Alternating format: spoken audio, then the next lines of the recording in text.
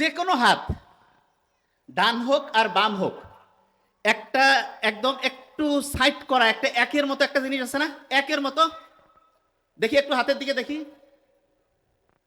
আচ্ছা, তার পাশে দেখবো যে এরকম করে মানে দুই টাই বাঁধলে যেরকম হয় এরকম করে একটা জিনিস আছে। এই একের মতো যে একটা যে রেখা আছে সেটা হচ্ছে এক, আর এই যে টাই বাঁধার মতো যেটা এটা হচ্ছে আট।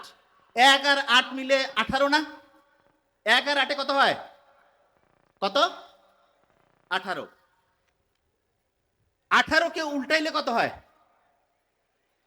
কত? 81 আর 18 যোগ করলে কত হয়? কত? হ্যাঁ, 99। আল্লাহর নাম কয়টা? কয়টা? আল্লাহু আকবার বলবেন না? আচ্ছা, এবার একটা বিয়োগ করি। 81 থেকে 18 বিয়োগ করলে কত হয়? কঠিন। 81 থেকে 18 বিয়োগ করলে কত? ক্যালকুলেটর মাথায় আসতেছে না? না, কত?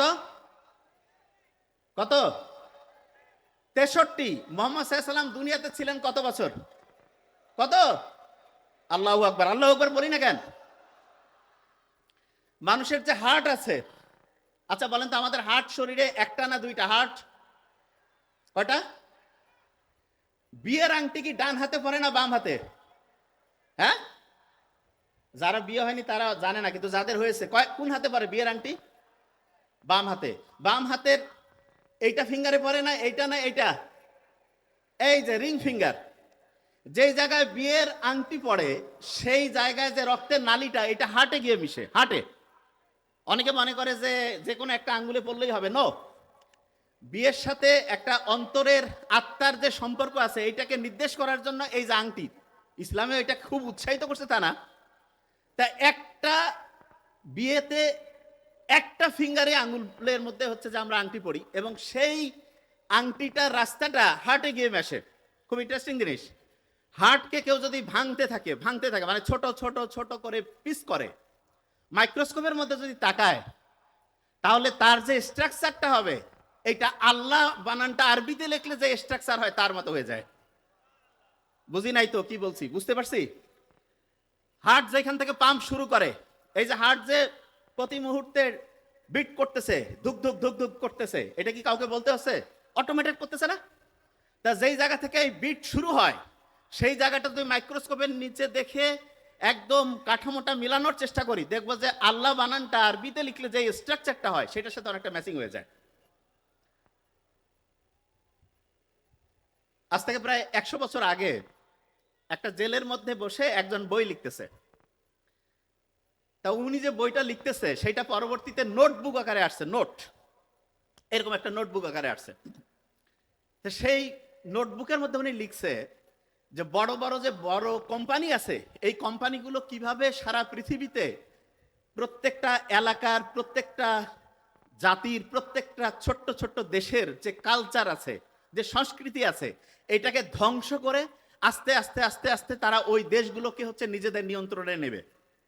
আজ থেকে 100 বছর আগে একটা জেলের মধ্যে একজন মানুষ লিখতেছে। ওনাকে যে জেলে ঢুকাইছিল তার কারণ হচ্ছে উনি এটা নিয়ে বক্তব্য দেওয়া শুরু করছিল। তখন যাদের স্বার্থে আঘাত হাঁটতেছিল ওরা বলতেছে এই লোক যদি বাইরে থাকে আর যদি এরকম করে কথা বলতে থাকে তাহলে তো মানুষজন আমাদের কায়দা কানুন ধরে ফেলবে। কায়দা কানুন যদি মানুষজন ধরে ফেলে তাহলে মানুষজনকে আমরা হচ্ছে তাদের যে ঐতিহ্য, তাদের যে কৃষ্টি সেইখান থেকে ধ্বংস করে কিভাবে তাদেরকে আমরা আমাদের হচ্ছে যে দাসে পরিণত করব, এটা কিভাবে করব? এইটা করার ক্ষেত্রে বড় বাধা হচ্ছিল ওই লোকটা। তখন ওনাকে কি করলো, যে আপনাকে হচ্ছে যে বিভিন্ন আপনি মানুষজনকে হচ্ছে ফুসলায় ফাসলায় খারাপ করতেছেন, এই জন্য আপনাকে হচ্ছে জেলে পাঠায় দিল। তা তখনকার সময়ও এখনকার সময় আয়না ঘরে যে অবস্থা হয় তখনকার সময় লোক এত খারাপ ছিল না। দেখা যায় তো জেলের মধ্যেও মোটামুটি মানবিক যে মানুষের প্রতি যে একটা কর্তব্য দায়িত্ব সেটা পালন হইতো।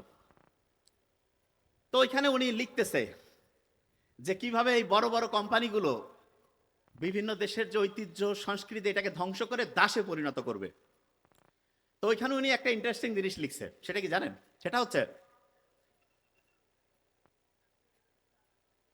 এমন একটা সময় আসবে যখন মানুষ সামগ্রিক যে একসাথে থাকা যে পরিবারগুলো আছে, এই পরিবারগুলো ভাগ হবে। উনি লিখতেছে, দেখেন আপনি, ইন্টারেস্টিং। কি কারণে?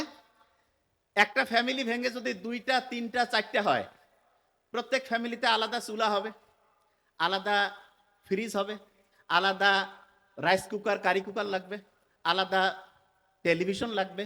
তার মানে প্রত্যেকটা আলাদা আলাদা আলাদা জিনিস।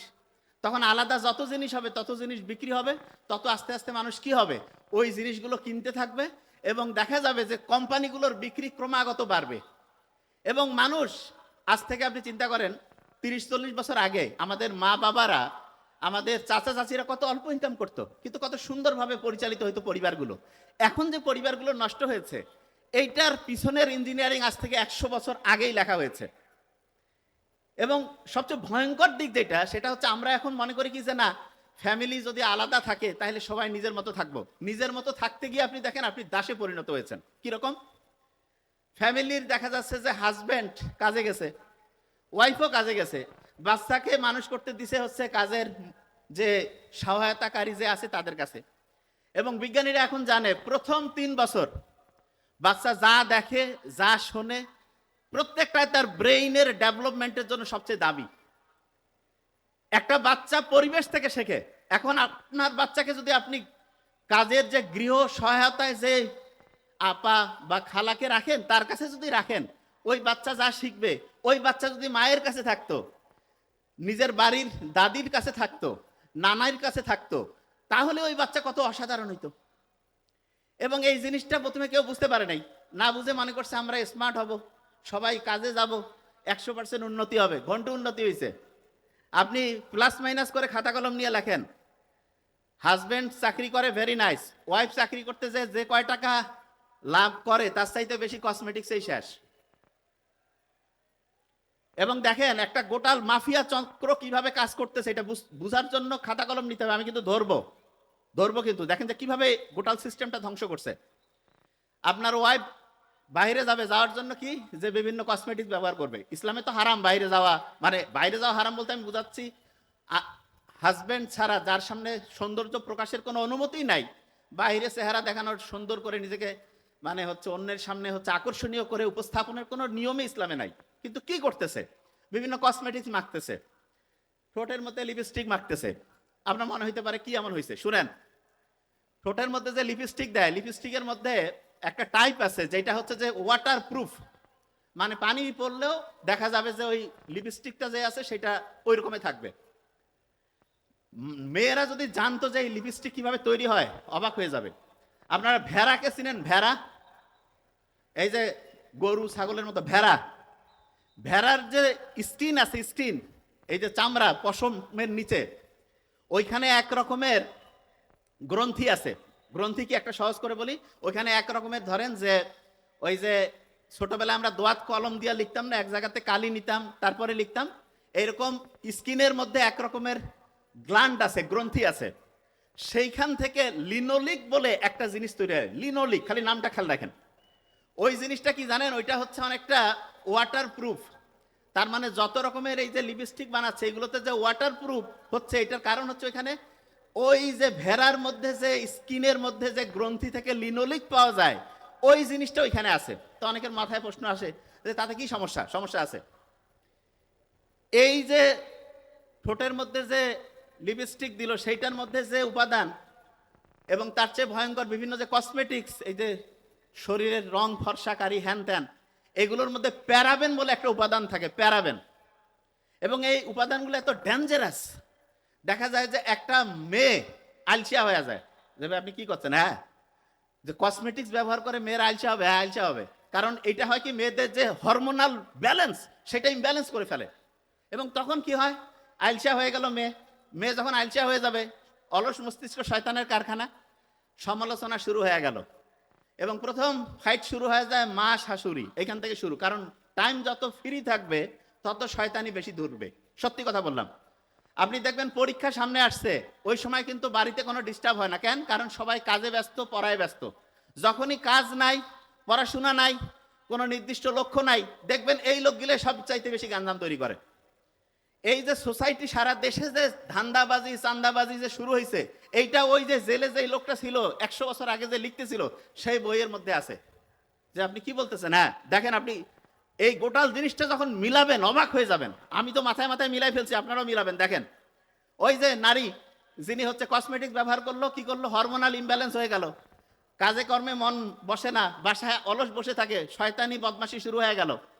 তারপরে দেখেন কি হয়, বসে থাকলে কিছু না কিছু তো করাই লাগে। এই যে সবাই মোবাইলের মধ্যে যে নেশায় পড়ছে, এই নেশার পিছনে দায়ী হচ্ছে ইঁদুরের সাথে তৈরি হওয়া একটা গবেষণা। ইঁদুর চিনেন? ইঁদুর, এই কথা কন না কেন? আজ থেকে 75 বছর আগে দুইজন বিজ্ঞানী, শোনেন খুব ইম্পর্টেন্ট, এই আজ থেকে 75 বছর আগে দুইজন বিজ্ঞানী একটা ল্যাবরেটরিতে কয়েক শত ইঁদুর নিয়ে চিন্তা করতেছে যে এই ইঁদুরগুলো কোন সময় সবচেয়ে বেশি মজা পায় সেই জিনিসটা দেখতে হবে। তখন করছে কি, ইঁদুরের যে মাথা আছে না, এই যে এখানে মাথার নিচে ওরা একটা হচ্ছে যে সিম কার্ডের মতো, বোঝার জন্য বলছি, সিম কার্ড যেমন আপনি মোবাইলে ঢুকান, এইরকম একটা সিমের মতো একটা জিনিস, ইলেকট্রোড বলে, সেটা ঢুকাই দিছে। তারপরে করছে কি, ওইটার সাথে একটা তার লাগিয়ে একটা পর্দার মধ্যে কানেক্ট করে দিয়েছে। এবং ইন্টারেস্টিং জিনিস, ওরা দেখতেছে যে ইঁদুরগুলো কোন সময় কি কাজ করে। ধরেন যে একটা ইঁদুর আরেকটা ইঁদুরের সাথে হচ্ছে খাওয়া দাওয়া করতেছে একসাথে, তখন তাদের যে ভালো লাগার অনুভূতিটা ওইখানে রেকর্ড হচ্ছে। ধরেন যে একটা ইঁদুর আরেকটা ইঁদুরের সাথে খেলাধুলা করতেছে, তখন তার একটা রেকর্ড ওইখানে হচ্ছে। ওরা এরকম করে দেখতে দেখতে দেখলো যাচ্ছে কোন কাজটা ইঁদুর সবচেয়ে বেশি মজা পাচ্ছে। দেখলো যে সবচেয়ে বেশি মজা পাচ্ছে যেই কাজটায়, সেই কাজটা তখন তারা আলাদা করছে। করার পরে ওরা করছে, আচ্ছা এবার আমরা একটু অন্যভাবে এক্সপেরিমেন্ট করি তো। কিরকম? একটা হচ্ছে যে লিভার মানে কি, আমি সহজ করে বলি, আপনি ওই যে চিনেন তো, কি বলে এটার নাম, আমরা যে এক জায়গা থেকে আরেক জায়গায় যাওয়ার সময় যে হচ্ছে যে ওইটাকে বলে যে ট্রলি টানার জন্য যে লম্বা একটা ব্যবহার করি না, এই যে হ্যান্ড ব্যাগ, এটা বুঝতে পারছেন? আরো সহজ করে যদি বলি, ধরেন যে একটা একটা ধরেন যে লম্বা ওই যে ছাতার মতো যে হ্যান্ডেলটা আছে, সেইটাই ধরেন একটা লিভার। তা ওই লিভারটা করছে কি, কানেক্ট করে দিয়েছে যেই জায়গাতে ইঁদুরগুলো সবচেয়ে বেশি মজা পায়, সেই জায়গাতে লিভারটা রাখছে। ওই জায়গায় যদি ইঁদুর পা দেয়, ওই জায়গায় যদি টাচ করে, সাথে সাথে ওর আনন্দের একটা অনুভূতি আসবে। বোঝার চেষ্টা করেন, খুব ইন্টারেস্টিং। বিজ্ঞানীরা এরকম করে সেট করে রাখছে ল্যাবরেটরির মধ্যে। একটা ইঁদুর গিয়ে একবার দিল, বা মজা লাগতেছে, 2বার 5বার 10বার। একটা ইঁদুর যে আরেকটা ইঁদুরকে কানে কানে বলে যে এরকম একটা মজার খেলা পাওয়া গেছে। কয় তাই নাকি? কয় হ্যাঁ। আরেকজন আসলো, আসে কয় হ্যাঁ হেভি মজা। তারপরে দুইজন যে আরো 10 জনকে ডেকে নিয়ে আসে, কয় এই যে দেখো কত মজা। বিজ্ঞানীরা চিন্তা করলো, দেখি তো কি করে এরা। 100 জায়গায় 500, 1000, 2000 ইঁদুর এক জায়গায় রাখছে, এবং প্রত্যেক জায়গায় এরকম ইলেকট্রোড, মানে ওই জায়গায় টাচ করলে সে মজা পাবে, টাচ করলেই মজা পাবে। ভয়ঙ্কর দিক, 24 ঘন্টা গেল, 3 দিন গেল, 7 দিন যাওয়ার পরে যে ইঁদুরগুলো ওই যে ওইখানে টাচ করলে মজা পায়, প্রত্যেক দিন প্রায় 2500 বার করে ওই জায়গায় টাচ করে। এবং এই টাচ করতে গিয়ে তারা এত মজা পাচ্ছে, খাওয়া বাদ, খেলাধুলা বাদ, ঘুম বাদ, সবকিছু বাদ। আজ থেকে 75 বছর আগে এই গবেষণাটা হয়েছিল। হওয়ার পরে এই গবেষণা তো একদম কাগজে, কত আর্টিকেল, কত জায়গায় কতজন পড়বে, প্যাকেট বন্দি ছিল। 50 বছর পরে, এটা বলতেছি 75 বছর আগের কথা, 50 বছর পরে একজন লোক চলে আসলো, জাকারবার্গ। সে বড় বড় সায়েন্টিস্ট, বড় বড় ডক্টর এদেরকে ডাকলো, ডেকে বললো যে দেখেন তো এমন কোনো বুদ্ধি আছে যে খুব মজা লাগে এরকম কিছু। বলছে যে ঠিক আছে, আমরা দেখতেছি। ওরা পড়তে পড়তে পড়তে পড়তে খুঁজতে খুঁজতে ওই আর্টিকেল খুঁজে পেয়েছে। বলছে ইঁদুর যে আছে, এই ইঁদুর হচ্ছে ওই জায়গায় টাচ করলে দেখা যায় যে এরকম মজা লাগে। তাইলে হ্যাঁ এরকম আছে। বলছে আচ্ছা, ইঁদুরের যে এই টাচ করলে মজা, টাচ করলে মজা, এটাকে মানুষের সাথে করে দেওয়া যায় না? কয় এটা করা যাইতে পারে। কয় দেখেন তো। ওরা কাছে আমাদের একটু টাইম দেন, 4 সপ্তাহের মতো টাইম দেন, 1 মাসের মতো টাইম দেন।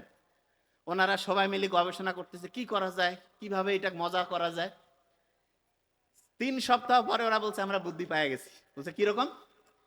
বলছে যে ইঁদুরের যে এরকম এই জায়গায় টাচ করলেই মজা লাগে, এইরকম কয়েকটা বুদ্ধি আমরা বের করছি, যেই বুদ্ধিগুলো যদি আপনি হচ্ছে যে দেন, তাহলে দেখা যাবে ওই মেশিন তো প্রত্যেকের হাতে যদি খালি দেন, তারপর দেখবেন যে সবাই কিরকম টাচ করা শুরু করে। বলছে কিরকম? বলছে যে প্রথম যেটা করতে হবে, যে যেইটাই দেবে সেইটাতে তার লাইক দেওয়া লাগবে। বুঝছে লাইক মানে? কয় যে খুব ভালো লাগতেছে।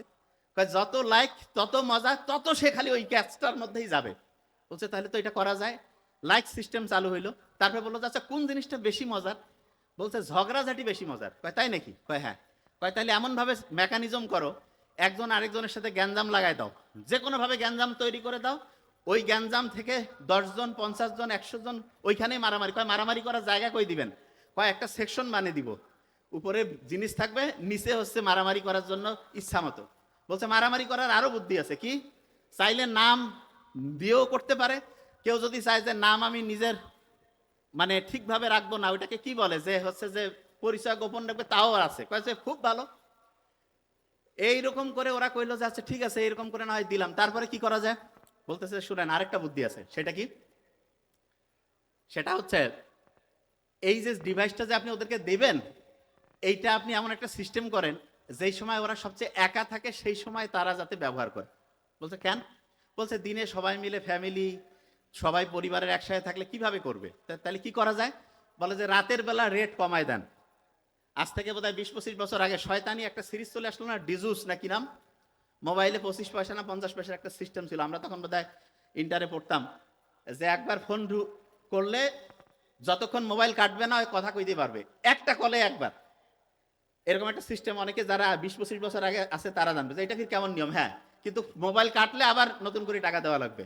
মানে যমুনা নদী পার হইলে ব্রিজ দিয়া টোলের টাকা দেওয়া লাগবে না, এরকম একবার ফোন দিলেই টাকা কেটে নিবে। Okay fine. মোবাইল কানের মধ্যে দিয়ে কথা বলা শুরু করে দিল। বলছে ঠিক আছে, 1 ঘন্টা 2 ঘন্টা 3 ঘন্টা মোবাইল কানেই রাখে, চার্জ শেষ হয়ে যায়, তারপর আবার চালু করে। তো সবাই মনে করতেছে কোম্পানি তো খুব ভালো কাজ করতেছে। কোম্পানি বলতেছে আমরা সবাইকে একসাথে যোগ করতেছি, কানেক্ট করতেছি। হ্যাঁ ভালো, ভালো কাজ করা যায়, কিন্তু খারাপটা কিভাবে হয়েছে সেটা দেখেন। এরপরে কি হইলো? আস্তে আস্তে যখন সবাই কথা বলা শুরু করে দিল, তখন বললো যে ঠিক আছে এবার দাম একটু বাড়ায় দাও। দাম বাড়ায় দিল। নেশা যখন হয়ে যাবে, চা প্রথমে আমাদের উপমহাদেশের লোক ব্রিটিশরা মাইকিং করে খাওয়াইতো, আর এখন আমরা হচ্ছে প্রত্যেকে টাকা দিয়ে কিনে খাচ্ছি না? এইরকম প্রথমে ওরা একটা ফ্রি জিনিস দেয়, দেওয়ার পরে যখন আপনি অ্যাডিক্টেড হয়ে যাবেন তারপরে আপনাকে ওইখান থেকে ব্যবহার করবে। কিরকম সেটা বুঝেন। আমরা অনেকেই বলে যে ভাই ফেসবুক ইউটিউব এগুলোকে ভালো কাজে লাগাইলে অসাধারণ, কিন্তু যদি আপনি খারাপ কাজে লাগান তাহলে দেখেন যে আপনি আপনার জীবনের সবচেয়ে দামি জিনিসটা হারাবেন। আজকে যখন আমার ছোট ভাই ডক্টর নোবেল তারপর মামুন ভাই যখন বক্তব্য দিচ্ছিল, তাদের বক্তব্যের একটা গুরুত্বপূর্ণ পয়েন্ট ছিল, একটা মানুষ উন্নতির দিকে যাবে না অবনতির দিকে যাবে, তার 1 নাম্বার গুরুত্বপূর্ণ পয়েন্ট হচ্ছে টাইম, সময়। তা আমরা সবসময় কি জিনিস চিন্তা করি জানেন? সময়ের কোনো দাম নাই। কথা যে ফ্রি, টাইম তো ভাই ফ্রি। নো, বোঝার চেষ্টা করেন। সবচেয়ে আপনার দামি জিনিস হচ্ছে টাইম। এই টাইমটা আপনি কোম্পানির এই অপ্রয়োজনীয় জিনিস, রিল, তারপরে হচ্ছে ওইটাকে কি বলে শর্ট দেখে ঘন্টার পর ঘন্টা লস করতেছেন, কোনো লাভ হইলো না। শিখলেনটা কি? ও যে জায়গায় ছিলাম সেই জায়গায় আসতেছি। কোম্পানিগুলো ওই যে 1925 সালে 100 বছর আগের ঘটনা বলতেছি, ও লিখে গেছে যে কি কি হবে, আর 75 বছর আগে যে গবেষণা ইঁদুরের উপর হয়েছে সেইটাতে আসি। এখন শুনেন, ওই যে গবেষণা থেকে দেখা গেল যে যত লাইক তত মজা, ঠিক না?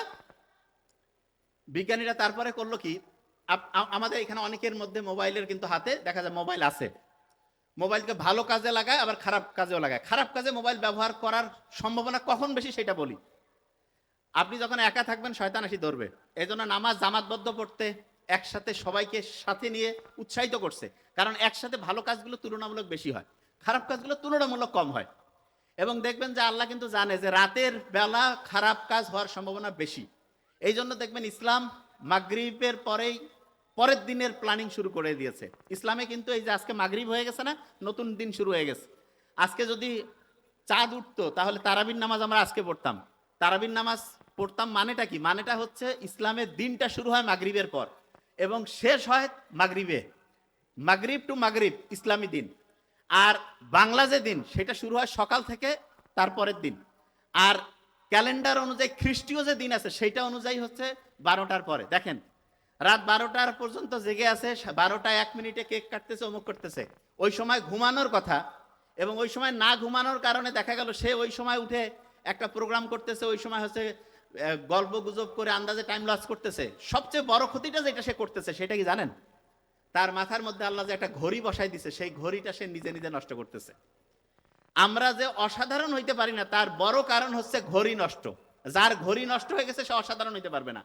যার ঘড়ি ঠিক আছে, তার টাইম ঠিক চলবে, সে অসাধারণ হবে। ঘড়ি নষ্ট করার যতগুলো বুদ্ধি আছে তার মধ্যে সবচাইতে ভয়ঙ্কর বুদ্ধি হচ্ছে রাত জাগা। রাতে আপনি যত জাগবেন তত আপনার ঘড়ি নষ্ট হবে, আপনি ধ্বংসের দিকে যাবেন।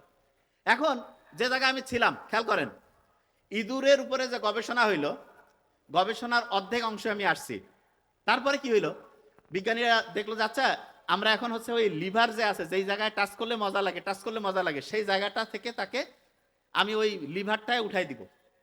লিভারটা যখন সরাই ফেললো, ও আল্লাহ, ওই যে আপনার ইঁদুরগুলো খুব সারাদিন খালি ওইখানে যে লিভারে টাচ করতেছিল, তারা দেখা গেল আর খায়ও না, বন্ধু বান্ধবের সাথে গল্প গুজবও করে না, দেখা যাচ্ছে তারা হচ্ছে যে ফিজিক্যাল যে মুভমেন্ট সেইটাও নাই, ডিপ্রেশনের মধ্যে চলে গেল।